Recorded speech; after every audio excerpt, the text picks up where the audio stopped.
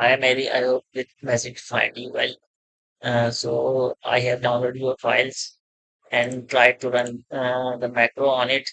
So I have actually integrated the Windows version as well into it so that it can be working on both Mac and Windows. So your I checked your API, but it is not working. So first of all, you need to make sure that API is correct.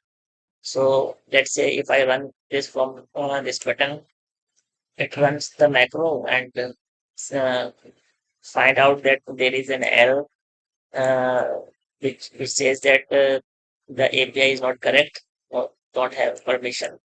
So I think the macro is working, but you don't have permission to run it. So this specific case is for only for the Windows. So if the Mac, if it is working on Mac, you should be seeing this kind of messages as well. Let me know what kind of output you are getting.